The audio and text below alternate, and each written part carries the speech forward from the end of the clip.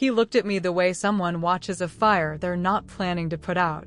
My husband still kisses me goodbye in the mornings. It's a habit more than a gesture, a dry brush of lips on autopilot, usually mid-sentence as he's rattling off a to-do list or reminding me to order more coffee pods. Don't forget your dentist appointment. And call the plumber. The downstairs sink's doing that thing again. I nod, smile. I write it all down. He walks out the door, already half on a conference call, and I stand there with my coffee going cold in my hand. We've been married 18 years. Solid years. Respectful years. The kind of marriage people call stable, like it's a compliment. We have 2 kids in college, a house in the suburbs with a yard full of weeds we pretend are wildflowers, and a shared calendar so synced it could probably run our lives without us. He's a good man. Provides well. Listens when I speak, though I don't talk much anymore. I'm not sure when that started. It was gradual, like the slow dimming of a light bulb you don't notice until you're squinting to see. The truth? I don't feel unhappy. I feel unseen. There's a difference. Most days are filled with errands, appointments, and lists. I cook, I clean, I organize. I manage birthdays, prescriptions, our aging Labrador. I'm the invisible engine that keeps everything moving. And no one notices the engine until it breaks. Sometimes I wonder if I disappeared, would anything actually stop working? Or would the system just reroute, like a GPS finding another way? I first met Andrew at my husband's office holiday party 2 years ago.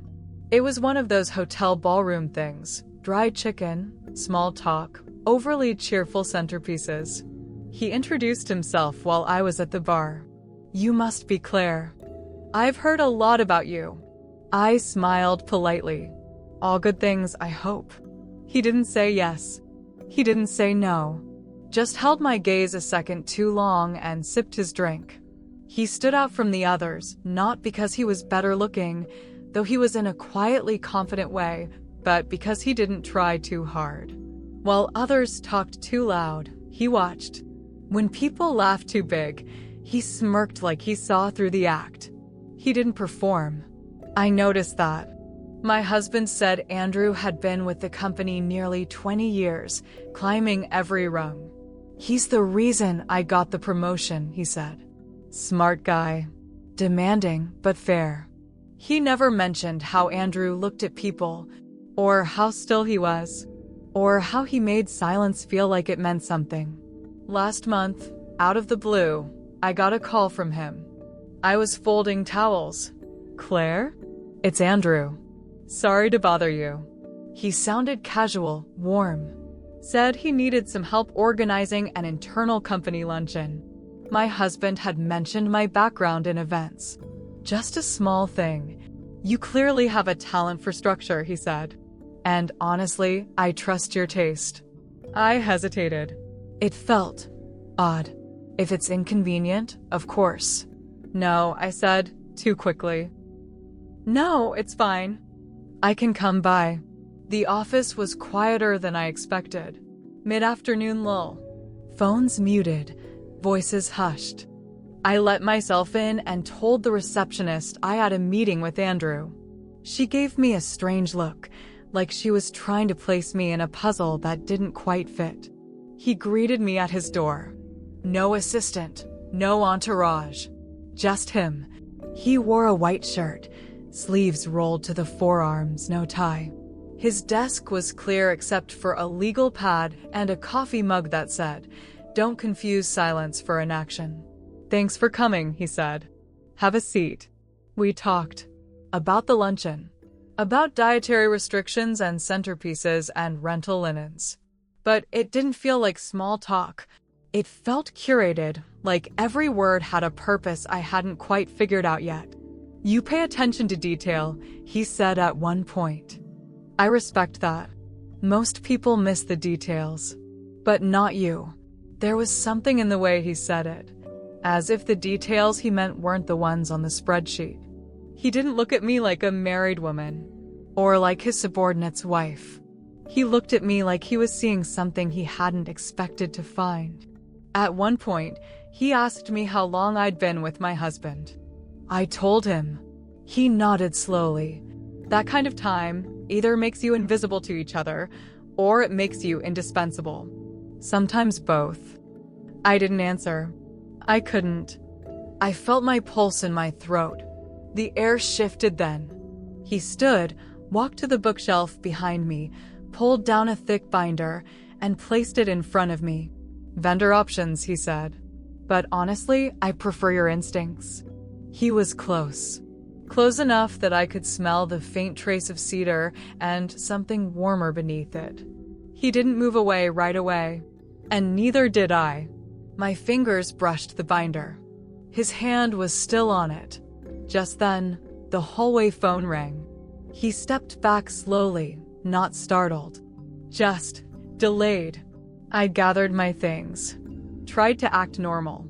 This was helpful, he said. I'd like to have you back in next week, if you're willing. I nodded. My voice felt lodged somewhere behind my ribs.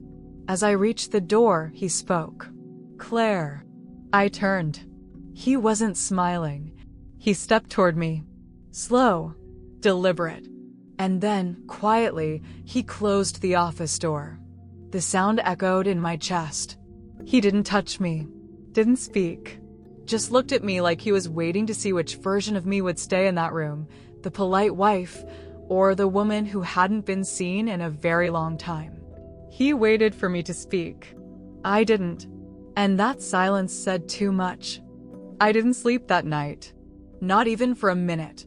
I lay in bed next to my husband, eyes fixed on the ceiling, counting the slow rotations of the ceiling fan like it was a metronome ticking off all the versions of me I didn't recognize anymore.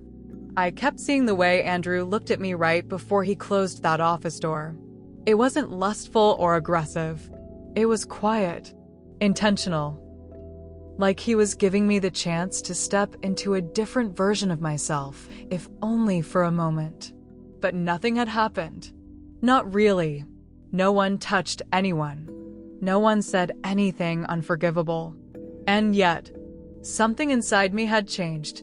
The next morning, I moved through my routine like muscle memory. Coffee, oatmeal, feed the dog, check the weather. But it all felt like I was watching someone else do it. Like I was in a house I used to live in, touching walls that didn't know my name anymore. My husband came downstairs, still buttoning his shirt, laptop bag already slung over one shoulder. He kissed me on the cheek like he always did, barely pausing before reaching for the car keys. You okay?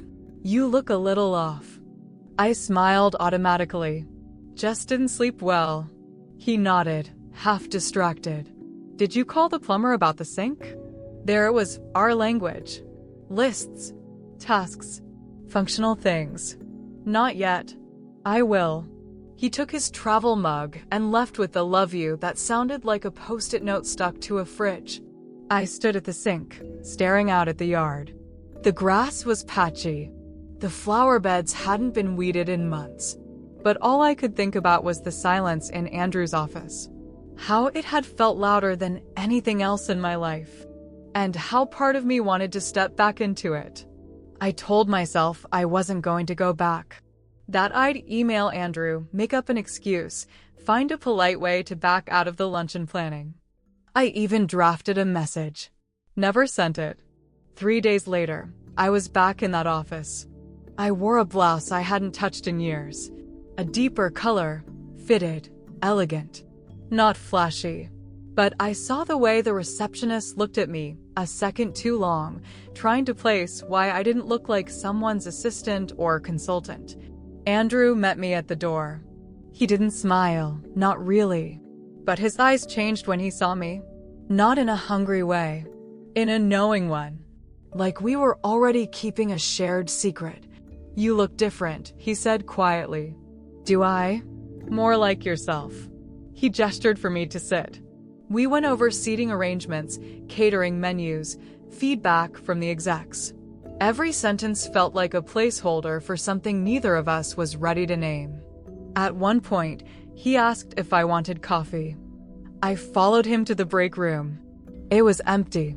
He poured mine before his, handed it to me like it was something fragile. We stood there for a moment, just the two of us. Is this too much? I asked. He looked at me. Not yet. We returned to the office. He leaned across the desk to pass me a folder. Our hands brushed, just for a second, but it was enough. Neither of us moved. Then he spoke, voice low. You don't have to say anything. I know. I swallowed hard. The folder trembled slightly in my grip. I haven't done anything wrong, I said, half to myself. He nodded. Neither have I. But we both knew we had. Not in action, but in intent. In where our eyes lingered. In what we didn't say, and how loudly it echoed. We didn't kiss. But I swear I still feel where he almost did. In the air between us. In the breath I held. In the silence he didn't break. I walked out of that building not as a different woman, but as a woman who finally remembered she could still be different. 2 weeks passed. I didn't see Andrew again. The luncheon was a success. I received a thank you note typed, signed with his initials. Professional. Neat. The kind of thank you that leaves no trace. But I couldn't stop thinking about him. About the pause before he closed the door. About the way he didn't flinch when our hands touched. About the way he said not yet like he'd been waiting for me to decide what came next. And then it happened. Not my mistake. His. My husband left his phone face up on the kitchen counter one night while he went to grab something from the car. It lit up. A woman's name I didn't recognize. A message. Not dirty. Not explicit. But intimate. Too many exclamation points.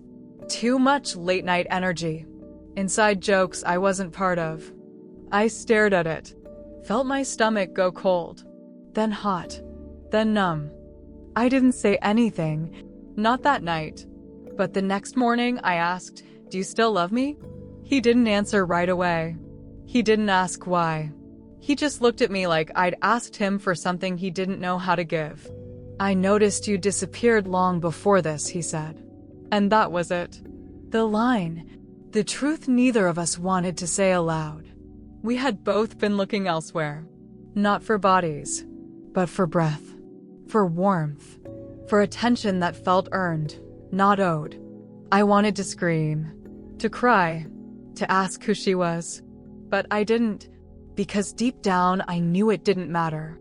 He left the ring on the sink. I left the rest. The clothes, the lists, the loyalty that had outlived the love. Not because of Andrew. Not because of her.